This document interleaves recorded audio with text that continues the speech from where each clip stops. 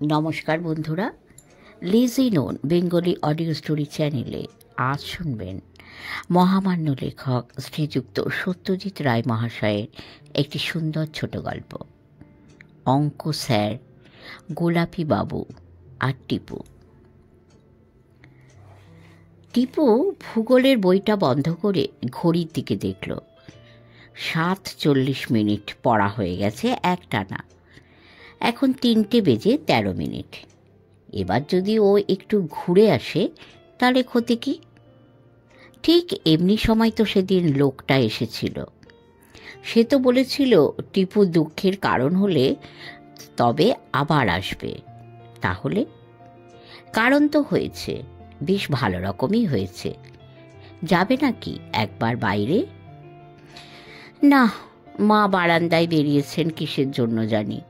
হুশ করে একটা কাক তাড়ালেন এক্ষুনি। তারপর ক্যাচ শব্দটাই মনে হলো বেতের চেয়ারটায় বসলেন। বোধহয় রোদ পোয়াচ্ছেন। আরও কিছুক্ষণ অপেক্ষা করতে হবে। লোকটার কথা মনে পড়ছে টিপুর। এমন লোক টিপু কোনো দিন দেখেনি। ভীষণ বেঁটে, গোঁফ দাড়ি নেই, কিন্তু বাচ্চা নয়। বাচ্চাদের এমন গম্ভীর গলা হয় না। তাহলে লোকটা কি বুড়ো? সেটাও টিপু বুঝতে পারেনি। চামড়া কুঁচকোয়নি কোথাও। গায়ের রং চন্দনের সঙ্গে গোলাপি মিশলে যেমন হয় তেমনি। টিপু মনে মনে ওকে গোলাপি বাবু বলেই ডাকে। লোকটার আসল নাম টিপু জানে না, জানতে চেয়েছিল। কিন্তু লোকটা বলল, কি হবে জেনে? আমার নাম উচ্চারণ করতে তোমার জিভ জড়িয়ে যাবে। টিপু বেশ রেগে গিয়েছিল। কেন জড়িয়ে যাবে কেন? আমি প্রত্যুৎপন্ন মতিত্ব বলতে পারি, কিং কর্তব্য বিমূঢ় বলতে পারি, এমনকি ফ্লক্সিন সিনি হিলিপিলি ফিকেশন বলতে পারি, আর তোমার নাম বলতে পারবো না? তাতে লোকটা বলল, একটা জিভে আমার নাম উচ্চারণ হবে না। তোমার বুঝি একটার বেশি জিভ আছে? জিজ্ঞেস করেছিল টিপু। বাংলা বলতে একটার বেশি দরকার হয় না।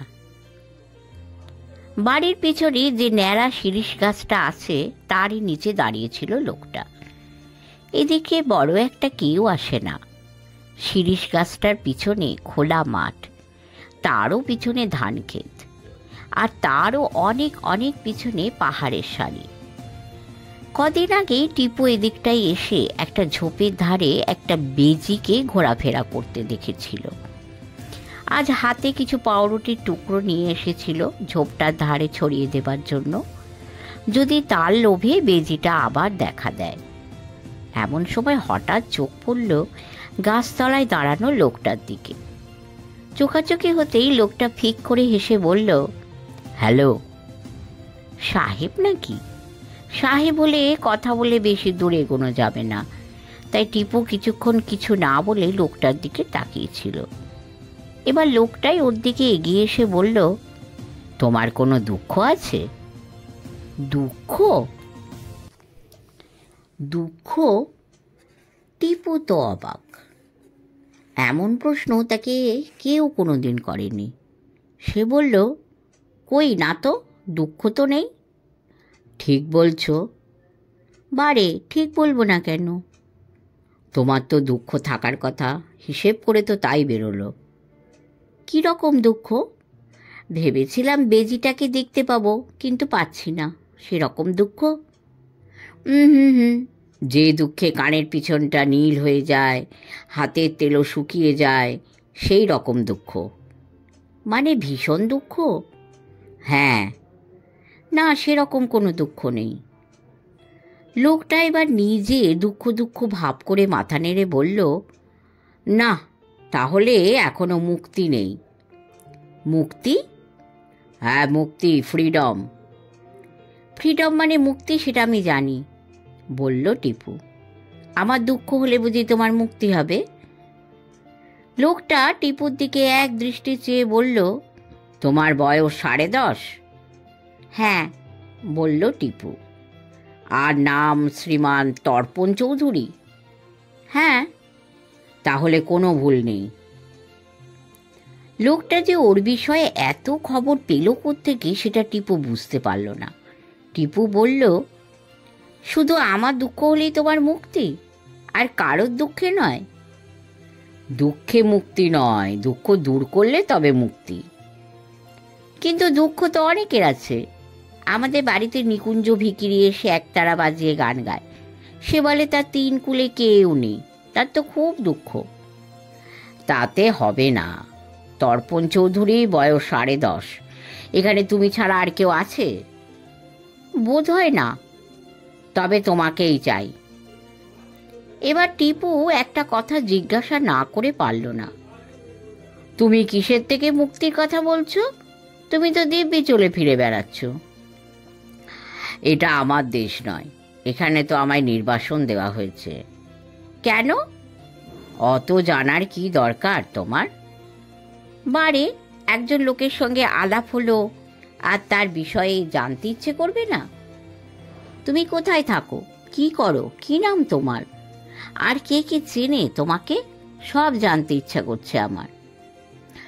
অত জানলে জিঞ্জিরিয়া হবে। লোকটা আসলে জিঞ্জিরিয়া বলেনি, বলেছিল একটা ভীষণ কঠিন কথা, যেটা টিপু চেষ্টা করলেও উচ্চারণ করতে পারবে না। তবে খুব সহজ করে বললে সেটা জিঞ্জিরিয়াই হয়। না জানি কি ব্যারামের কথা বলছে, তাই টিপু আর ঘাঁটালো না। কার কথা মনে হচ্ছে লোকটাকে দেখে? রামখেল তিলক সিং, নাকি ঘ্যাঙাসুরে সেই 1 হাত লম্বা লোকটা যার সঙ্গে মানিকের দেখা হয়েছিল, নাকি স্নো হোয়াইটের সেই 7টা বামুনের একটা বামুন? টিপু হচ্ছে রূপকথার পোকা। তার দাদু প্রতিবারই পুজোয় কলকাতা থেকে আসার সময় তার জন্য 3-4 খানা রূপকথার বই এনে দেন। টিপুর মনটা সেসব পড়ে তেপান্তরের মাঠ পেরিয়ে 7 সমুদ্র 13 নদী 36 পাহাড় পেরিয়ে কোথায় যেন উড়ে চলে যায়। সে নিজেই হয়ে যায় রাজপুত্তুর, আর তার মাথায় মুক্ত বসানো পাগড়ি আর কোমরে হিরে বসানো তলোয়ার। কোনোদিন চলেছে গজমতির হার আনতে, তো কোনোদিন ড্রাগনের সঙ্গে যুদ্ধ করতে। Good bye. সে কি, লোকটা যে চলল। কোথায় থাকো তুমি, বললে না তো? লোকটা তার প্রশ্নে কান্না দিয়ে শুধু বলল, তোমার দুঃখ হলে তখন আবার দেখা হবে। কিন্তু তোমায় খবর দেব কি করে? ততক্ষণে লোকটা এক লাফে একটা 1.5 মানুষ উঁচু কুল গাছ টপকে হাই জাম্পে ওয়ার্ল্ড রেকর্ড করে অদৃশ্য হয়ে গেছে। এটা প্রায় 1.5 মাস আগের ঘটনা। তারপর থেকে লোকটা আর আসেনি। কিন্তু এখন তো আসা দরকার, কারণ টিপু সত্যি দুঃখের কারণ হয়েছে। আর সেই কারণ হলো তাদের স্কুলে নতুন অঙ্কের মাস্টার নরহরিবাবু। নতুন মাস্টারমশাইকে টিপুর এমনিতেই ভালো লাগেনি। প্রথম দিন ক্লাসে ঢুকে কিছু বলার আগে প্রায় 2 মিনিট খাড়া হয়ে দাঁড়িয়ে সারা ক্লাসের ছাত্রদের উপর যেভাবে চোখ বোলালেন, তাতে মনে হয় যেন আগে সকলকে ভস্ম করে তারপর পড়াতে শুরু করবেন। তাল গাছের হুসুর মুসুরের মতো এমন একটা ঝাঁটা গোপ সত্যি মানুষের হয় সেটা টিপু জানতই না। তার ওপর ওরকম মুখে হাঁড়ি ধরা গলার আওয়াজ। ক্লাসের কেউই তো কালা নয়, তাহলে অত হুমকিয়ে কথা বলার দরকারটা কি? আসল গোলমালটা হলো 2 দিন পরে, বৃহস্পতিবারে। দিনটা ছিল মেঘলা, তার উপর পৌষ মাসের শীত। টিফিনের সময় টিপু ক্লাস থেকে না বেরিয়ে নিজের ডেস্কে বসে পড়ছিল ডালিম কুমারের গল্প। কে জানতো ঠিক সেই সময় অঙ্কের স্যার ক্লাসের পাশ দিয়ে যাবেন, আর তাকে দেখতে পেয়েই ক্লাসে ঢুকে আসবেন। ওটা কি বই, তর্পণ? স্যারের স্মরণশক্তি যে সাংঘাতিক সেটা বলতেই হবে, কারণ দুদিনেই সব ছাত্রদের নাম মুখস্থ হয়ে গেছে। টিপুর বুকটা দুরু দুরু করলেও টিফিনে গল্পের বই পড়াটা দোষের নয় মনে করে সে বলল, এই ঠাকুমার ঝুলি স্যার। কই দেখি। টিপু বইটা দিল স্যারের হাতে।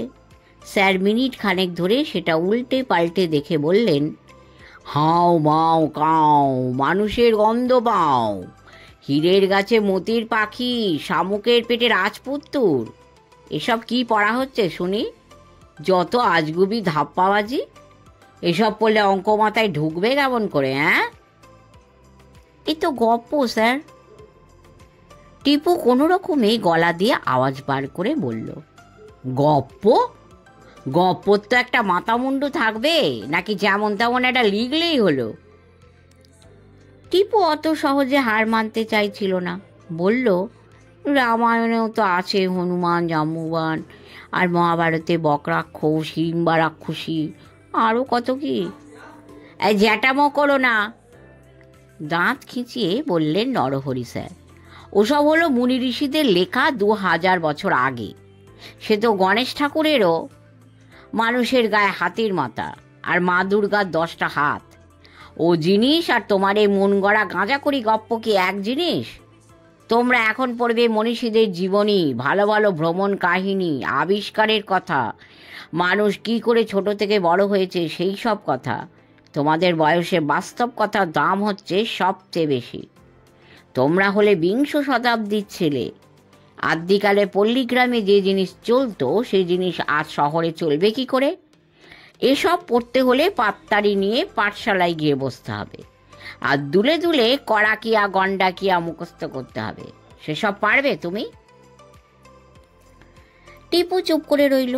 এই সামান্য ব্যাপার নিয়ে এত কথা শুনতে হবে সেটাও ভাবতেই পারিনি। ক্লাসে আর কে কে এইসব বই পড়ে? অঙ্ক স্যার জিজ্ঞেস করলেন। সত্যি বলতে কি আর কেউই প্রায় পড়ে না। শীতল একবার টিপুর কাছ থেকে হিন্দুস্তানি উপকথা ধার নিয়ে গিয়েছিল। পরদিনই ফেরত দিয়ে বলল, ধুস, এর চেয়ে অরণ্যদেব ঢের ভালো। আর কেউ পড়ে না স্যার, বলল টিপু। তোমার বাবার নাম কি? আগে তারানাথ চৌধুরী। তোমরা কোথায় থাকো? স্টেশন রোড 5 নম্বর। বইটা ঠক করে ডেস্কের উপর ফেলে দিয়ে অঙ্ক স্যার চলে গেলেন। স্কুলের পর টিপু সোজা বাড়ি ফিরল না। স্কুলের পূব দিকে ঘোষদের আমবাগানটা ছাড়িয়ে বিষ্ণুরাম দাসের বাড়ির বাইরে বাঁধা সাদা ঘোড়াটার দিকে কিছুক্ষণ অন্যমনস্কভাবে চেয়ে রইল জামরুল গাছটায় ঠেস দিয়ে দাঁড়িয়ে। বিষ্ণুরাম বাবুর বিড়ির কারখানা আছে, ঘোড়ায় চড়ে কারখানায় যান। বয়স 50-এর উপর, কিন্তু এখনো বেশ মজবুত শরীর। টিপু প্রায়ই এসে দাঁড়িয়ে দাঁড়িয়ে ঘোড়াটাকে দেখে, কিন্তু আজ আর কিছু ভালো লাগছিল না। তার মন বলছে অঙ্ক স্যার তার গল্পের বই পড়া বন্ধ করার মতলব করছেন। গল্পের বই না পড়ে সে থাকবে কি করে? সারা বছরের একটা দিনও তার গল্পের বই পড়া বন্ধ থাকে না।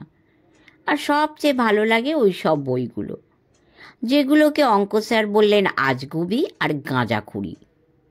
কই, ও তো এসব বই পড়তেও অঙ্কতে খারাপ করেনি। গত পরীক্ষায় 50-এ 44 পেয়েছিল। আর আগের অঙ্কের স্যার ভূদেববাবুর কাছে তো অঙ্কের জন্য কোনোদিন ধমক খেতে হয়নি। শীতকালের দিন ছোট বলে এমনিতেই টিপু এবার বাড়ি ফিরবে ভাবছিল। এমন সময় একটা ব্যাপার দেখে ঝট করে গাছের আড়ালে গা ঢাকা দিতে হলো। অঙ্ক স্যার নরহরিবাবু বই ছাতা বগলে এদিকেই আসছেন। তাহলে কি ওর বাড়ি এদিকেই? বিষ্ণুরাম বাবুর বাড়ির পরে আরও গোটা 5 বাড়ি আছে অবশ্যই রাস্তায়। তারপরে হামলাটুনের মাঠ। ওই মাঠের পূব দিকে এককালে রেশমের কুঠি ছিল। হ্যামিল্টন সাহেব ছিলেন তার ম্যানেজার। ভয়ঙ্কর কড়া মেজাজের মানুষ ছিলেন তিনি। 32 বছর ম্যানেজারি করে কুঠির পাশেই তার বাংলোতে মারা যান। তার নামেই ওই মাঠের নাম হয়েছে হামলাটুনির মাঠ। আলো পড়ে আসা পৌষ মাসের বিকেলে জামরুল গাছের আড়াল থেকে ও দেখছে নরহরি স্যারকে। ভারী অবাক লাগছে তার হাবভাব দেখে। স্যার এখন বিশ্বরামবাবুর ঘোড়ার পাশে এসে দাঁড়িয়ে ঠোঁট ছুঁচলো করে চুক চুক শব্দ করে ঘোড়ার কাঁধে হাত বুলোচ্ছেন। এমন সময় খুট করে বাড়ির সদর দরজা খোলার শব্দ হলো, আর বিষ্ণুরামবাবু নিজেই চুরুঠাতে বেরিয়ে এলেন। নমস্কার। ঘোড়ার কাঁধ থেকে হাত সরিয়ে অঙ্ক স্যার বিষ্ণুরামবাবুর দিকে ফিরলেন। বিষ্ণুরামবাবু নমস্কার করে বললেন, 1 হাত হবে নাকি? সেজন্যই তো আশা, বললেন অঙ্ক স্যার। তার মানে অঙ্ক স্যার দাবা খেলেন। বিষ্ণুরাম বাবু যে খেলেন সেটা টিপু জানে। অঙ্ক স্যার এবার বললেন, দিব্যি ঘোড়াটি আপনার পেলেন কোত্থেকে? আগে কলকাতা, শোভাবাজারে দাড়িক মিত্তিরের ছিল ঘোড়াটা, ওনার কাছ থেকেই কেনা। রেসের মাঠে ছুটেছে এককালে, নাম ছিল পেগাসাস। পেগাসাস? নামটা যেন চেনা চেনা মনে হলো টিপুর, কিন্তু কোথায় শুনেছে মনে করতে পারল না। পেগাসাস বললেন অঙ্ক স্যার। কিম্ভূত নাম তো মশাই। এই ঘোড়দৌড়ের ঘোড়ার ওই রকমই নাম হয়। হ্যাপি বার্থডে, সোয়ান আল্লাহ, ফরগেট মি নট। আপনি চড়েন এই ঘোড়া? চড়ি বই কি, তালে বর ঘোড়া, একটি দিনের জন্য বিগড়ইনি। অঙ্ক স্যার চেয়ে আছেন ঘোড়াটার দিকে, বললেন, আমি এককালে খুব চড়েছি ঘোড়া। বটে? তখন আমরা শেরপুরে, বাবা ছিলেন ডাক্তার, ঘোড়ায় চেপে রুগী দেখতে যেতেন। আমি তখন স্কুলে পড়ি, সুযোগ পেলেই চড়তুম। ওহ, সে কি আজকের কথা! চড়ে দেখবেন এটা? চড়ব।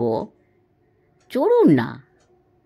টিপু অবাক হয়ে দেখল অঙ্ক স্যার হাত থেকে বই, ছাতা, দাওয়াই নামিয়ে রেখে ঘোড়ার দড়িটা খুলে এক ঝটকায় সেটার পিঠে চড়ে বসলেন।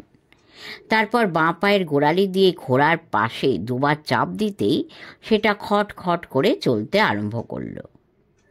এই দেখবেন, বেশি দূর যাবেন না, বললেন বিষ্ণুরামবাবু। আপনি ঘুঁটি সাজান গিয়ে, আমি খানিক দূর গিয়েই ঘুরে আসছি। টিপু আর থামল না। আজ একটা দিন গেল বটে, কিন্তু ঘটনা শেষ এখানেই নয়। তখন সন্ধ্যা 7টা। টিপু পরের দিনের পড়া শেষ করে সবে ভাবছে এবার গল্পের বইটা খুলবে কিনা, এমন সময় বাবা ডাক দিলেন নিচ থেকে। টিপু নিচে বৈঠকখানায় গিয়ে দেখে নরহরি স্যার বসে আছেন বাবার সঙ্গে। টিপু রক্ত হিম হয়ে গেল। বাবা বললেন, তোমার দাদুর দেওয়া যে বইগুলো রয়েছে সেগুলো ইনি একবার দেখতে চাইছেন, যাও তো নিয়ে এসো গিয়ে। টিপু নিয়ে এলো 27খানা বই, 3 ক্ষেপে আনতে হলো। অঙ্ক স্যার ঝাড়া 10 মিনিট ধরে বইগুলো দেখলেন, মাঝে মাঝে মাথা নাড়েন আর হুঁ করে একটা শব্দ করেন। তারপর বইগুলো রেখে দিয়ে বললেন, দেখুন মিস্টার চৌধুরী, আমি যেটা বলছি সেটা আমার অনেক দিনের চিন্তা গবেষণার ফল। ফেয়ারি টেইল বলুন আর রূপকথাই বলুন আর উপকথাই বলুন, এর ফল হচ্ছে একই, ছেলে মেয়েদের মনে কুসংস্কারের বীজ বপন করা। শিশু মনকে যা বোঝাবেন তাই তারা বুঝবে। সেখানে আমাদের বড়দের দায়িত্বটা কতখানি সেটা একবার ভেবে দেখুন। আমরা কি তাদের বোঝাবো বোয়াল মাছের পেটে থাকে মানুষের প্রাণ, যেখানে আসল কথাটা হচ্ছে যে প্রাণ থাকে মানুষের হৃৎপিণ্ডে, তার বাইরে কোথাও থাকতে পারে না, থাকা সম্ভব নয়। বাবা পুরোপুরি কথাটা মানছেন কি না সেটা টিপু বুঝতে না পারলেও এটা সে জানে যে স্কুলের মাস্টারদের কথা যে মেনে চলতে হয় এটা তিনি বিশ্বাস করেন। ছেলে বয়সটা মেনে চলারই বয়স টিপু, এ কথা বাবা অনেকবার বলেছেন। বিশেষ করে গুরুজনদের কথা মানতেই হবে। নিজের ইচ্ছে মতো সব কিছু করার বয়সও আছে একটা, কিন্তু সেটা পড়াশুনো শেষ করে নিজের পায়ে দাঁড়ানোর পর। তখন তোমাকে কেউ বলবে না এটা করো ওটা করো, বা বললেও সেখানে তোমার নিজের মতটা দেবার অধিকার আছে, কিন্তু সেটা এখন নয়। আপনার বাড়িতে অন্য ধরনের শিশু পাঠ্য বই নেই? জিজ্ঞেস করলেন নরহরি স্যার। আছে বই কি, বললেন বাবা। আমার বুক সেলফেই আছে, আমার স্কুলে প্রাইজ পাওয়া বই। টিপু, তুই দেখিসনি? সব পড়া হয়ে গেছে বাবা, বলল টিপু। সবগুলো? সবগুলো। বিদ্যাসাগরের জীবনী, সুরেশ বিশ্বাসের জীবনী, ক্যাপ্টেন স্কটের দক্ষিণ মেরু অভিযান, মাঙ্গো পার্কের আফ্রিকা ভ্রমণ, ইস্পাতের কথা, আকাশযানের কথা। প্রাইজ আর কটাই বা পেয়েছো বাবা? তা বেশ, তো নতুন বই এনে দেওয়া যাবে এখন। আপনি এখানে তীর্থঙ্কর বুক স্টলে বললে ওরা কলকাতা থেকে আনিয়ে দেবে বই, বললেন অঙ্ক স্যার। সেসবই তুমি পড়বে এবার থেকে তর্পণ, এগুলো বন্ধ। এগুলো বন্ধ? ওই দুটো কথায় যেন এক মুহূর্তে পৃথিবীটা টিপুর চোখের সামনে অন্ধকার হয়ে গেল। এগুলো বন্ধ? আর বন্ধ যাতে হয় তার জন্য বাবাও অঙ্ক স্যারের থেকে নিয়ে বইগুলো তার আলমারির তাকে ভরে ফেলে চাবি বন্ধ করে দিলেন। মাও বেশি ব্যাপারটা শুনে বেশ খানিকক্ষণ গজর গজর করেছিলেন। খাবার সময় একবার তো বলেই ফেললেন, এই যে লোক এমন কথা বলতে পারে তাকে মাস্টার করে রাখা কেন বাপু? বাবা পরপর 3 বার বলে মাকে থামিয়ে দিলেন। তুমি বুঝছো না, উনি যা বলছেন টিপুর ভালোর জন্যই বলছেন। ছাই বলছেন। তারপর টিপুর মাথায় হাত বুলিয়ে বললেন, হ্যাঁ তুই ভাবিস নে রে, আমি বলবো তোকে গল্প। তোর দিদিমার কাছ থেকে অনেক গল্প শুনেছি ছেলেবেলায়, সেসব তো আর ভুলিনি। টিপু কিছু বলল না। মুশকিল হচ্ছে কি, মার কাছে টিপু এককালে অনেক গল্পই শুনেছে, তার বাইরে মা আর কিছু জানেন বলে মনে হয় না। আর জানলেও বই পড়ার মজা মুখে শোনা গল্পে নেই। বইয়ে ডুবে যাওয়া একটা আলাদা ব্যাপার, সেখানে শুধু গল্প আর তুমি, মাঝখানে কেউ নেই। সেটা মাকে বোঝাবে কি করে? আরও 2 দিন গেল। টিপুর বুঝতে আর অসুবিধা নেই যে সত্যি সত্যি সে দুঃখ পাচ্ছে। গোলাপিবাবু যে দুঃখের কথা বলেছিলেন, এটা সেই দুঃখ। এবার উনি যদি কিছু করতে পারেন। আজ রবিবার, বাবা ঘুমোচ্ছেন, মা বারান্দা ছেড়ে ঘরে ঢুকে সেলাইয়ের কল চালাচ্ছেন। এখন বেজেছে 3:30। এখন একবার পিছনের দরজা দিয়ে বাইরে যাওয়া যেতে পারে। লোকটা যে কেন বলে গেল না সে কোথায় থাকে, সে না এলে টিপু শটান তার বাড়িতে চলে যেতে পারত। টিপু পা টিপে টিপে একতলায় নেমে পিছনের দরজা দিয়ে বাইরে বেরিয়ে এলো। চারিদিকে রোদ ঝলমল করছে, কিন্তু তাও বেশ শীত শীত ভাব। দূরে ধান খেতে সোনালি রং ধরে আছে পাহাড়ের লাইন অবধি। একটা ঘুঘু ডেকে চলেছে একটানা, আর চিরিক চিরিক শব্দটা নিশ্চয়ই ওই শিরিষ গাছের বাসিন্দা কাঠবিড়ালি। হ্যালো! আরে কি আশ্চর্য, কখন যে লোকটা এসে দাঁড়িয়েছে গাছতলায় সেটা টিপু দেখতেই পাইনি। তোমার কানের পিছনের নীল রং, হাতের তেলো খসখসে, বুঝতেই পারছি তোমার দুঃখের কারণ ঘটেছে। তা ঘটেছে বই কি। লোকটা এগিয়ে আসছে টিপুর দিকে। আবার সেই পোশাক, আবার মাথার চুলগুলো ফতফত করে ঝুঁটির মতো উঠছে বাতাসে। কি ঘটেছে সেটা বলতে হবে তো, নইলে আমি তো কিং কর্তব্য। টিপুর হাসি পেল।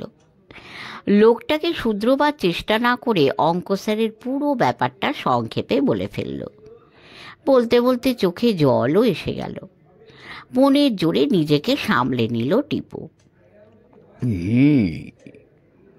বলে লোকটা 16 বার ধীরে ধীরে মাথা উপর নিচ করল। টিপু ভেবেছিল আর থামবেই না, আর সেই সঙ্গে এও মনে হয়েছিল যে লোকটা হয়তো কোনো উপায়ই খুঁজে পাচ্ছে না। যদি না পায় তাহলে যে কি দশা হবে সেটা ভেবে টিপুর আবার চোখে জল এসে গিয়েছিল। কিন্তু শেষ পর্যন্ত লোকটা মাথা নাড়া থামিয়ে আবার বলাতে টিপু ধরে প্রাণ এলো। তুমি কি কিছু করতে পারবে? টিপু ভয়ে ভয়ে জিজ্ঞেস করল। ভেবে দেখতে হবে, পাকস্থলীটা খাটাতে হবে।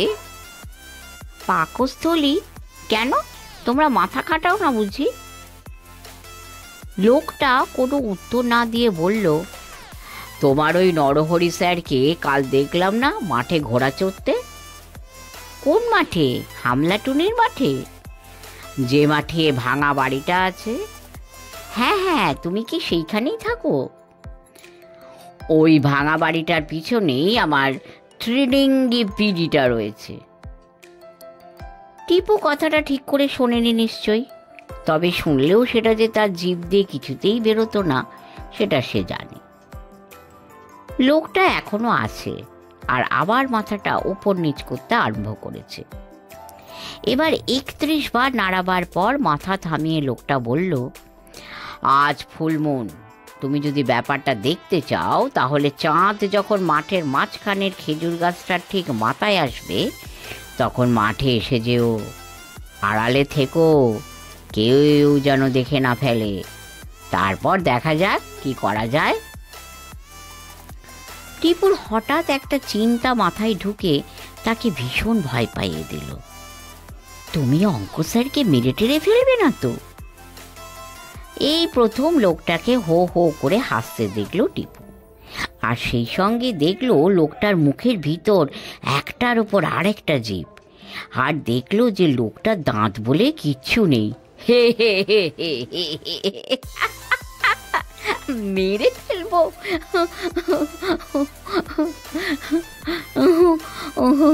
আমরা কাউকে মারি টারি না, একজনকে চিমটি কাটার কথা ভেবেছিলাম বলেই তো আমার নির্বাসন।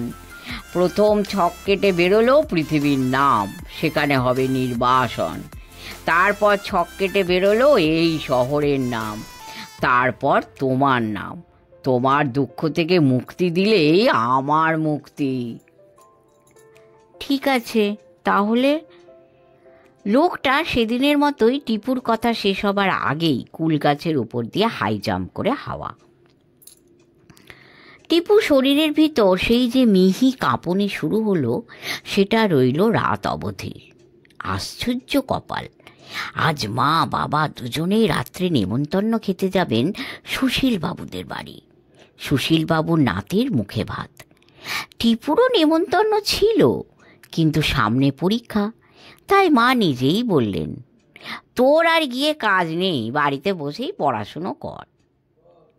7:30 মা বাবা বেরিয়ে গেলেন। টিপু 5 মিনিট অপেক্ষা করে পূব দিকটা হলদে হতে শুরু করেছে দেখে বেরিয়ে পড়ল।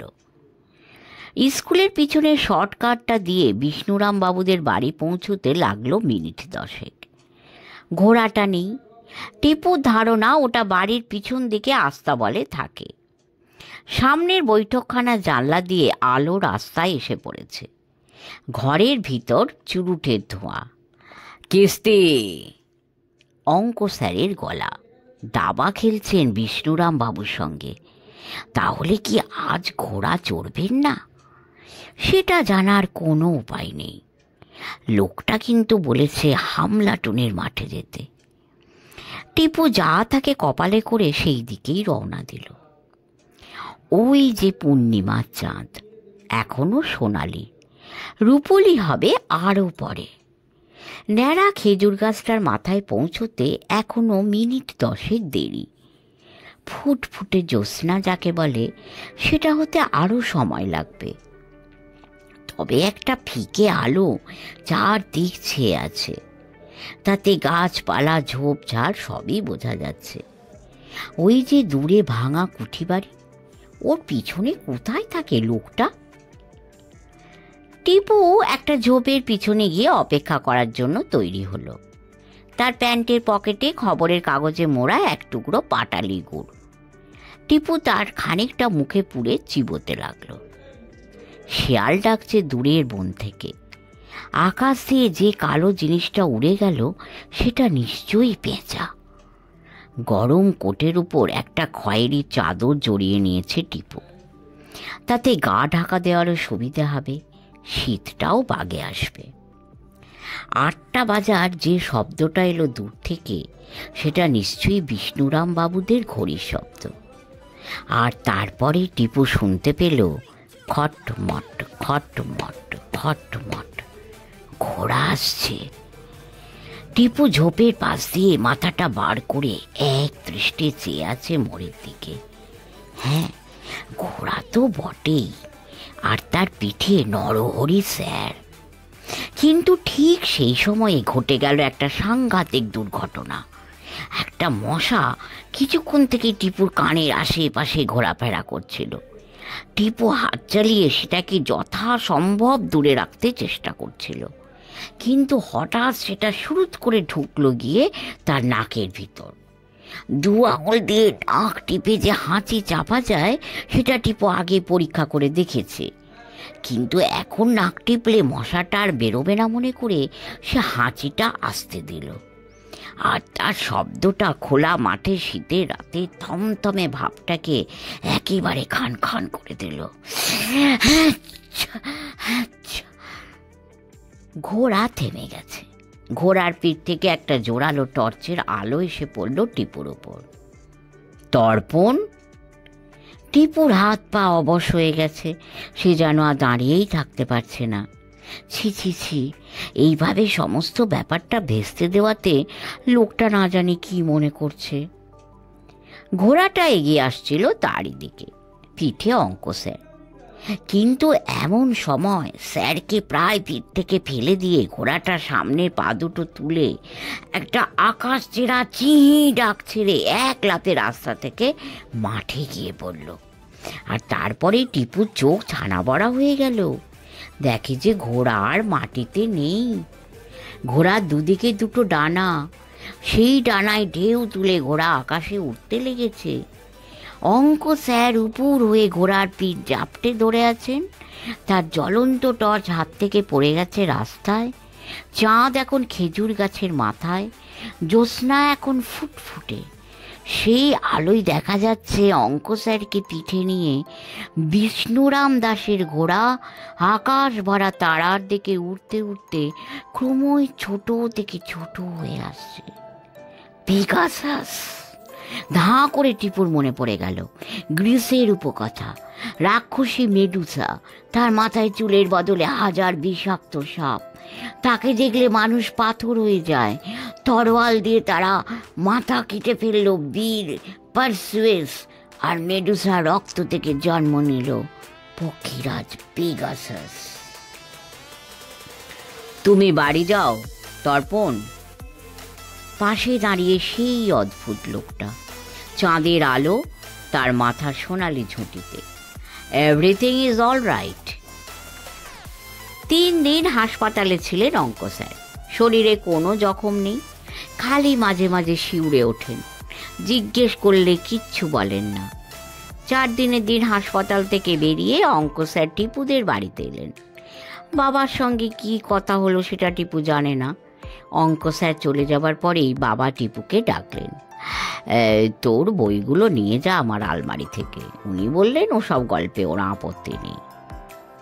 সেই লোকটাকে আর দেখেনি টিপু। তার খোঁজে একদিন গিয়েছিল কুঠিবাড়ির পেছনটায়। পথে যেতে দেখেছে বিষ্ণুরাম বাবুর ঘোড়া যেমন ছিল তেমনই আছে, কিন্তু কুঠিবাড়ির পেছনে কিচ্ছু নেই। শুধু একটা গিরগিটি দেখতে পেয়েছিল টিপু, যেটার রং একদম গোলাপি।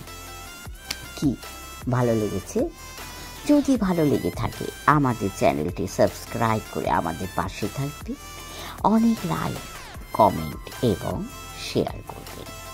ঈশ্বরের করুণায় সকলে অনেক অনেক ভালো থাকবেন। নমস্কার।